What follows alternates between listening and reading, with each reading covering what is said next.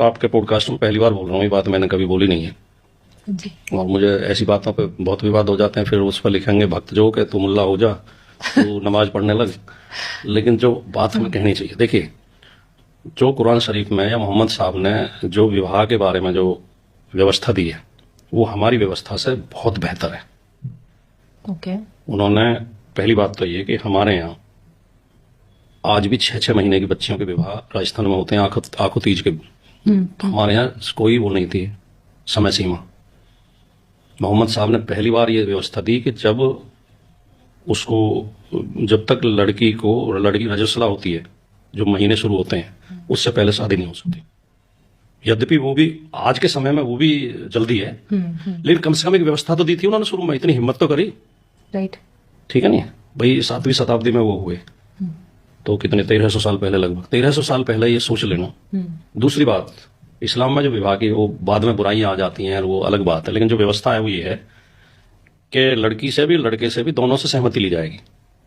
जब निकाह कराया जाता है तो काजी ये पूछता है कि तुम्हें कबूल है। हाँ।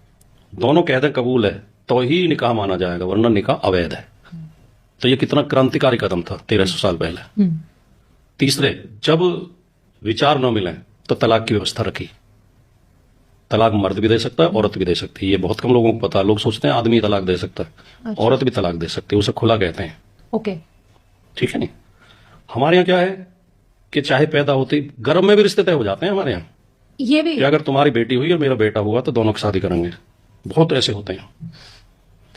ठीक है, फिर एक बार अगर फेरे फिर गए अग्नि के चारों तरफ तो 7 जन्म का बंधन हो गया। फिर चाहे मनुस्मृति में लिखा हुआ है कि पति कोढ़ी हो, दिवालिया हो, पागल हो, पत्नी को रोज पीटता हो, अत्याचार करता हो, बीमार हो, नपुंसक हो, पत्नी के लिए देवता है, पत्नी उसकी पूजा करे।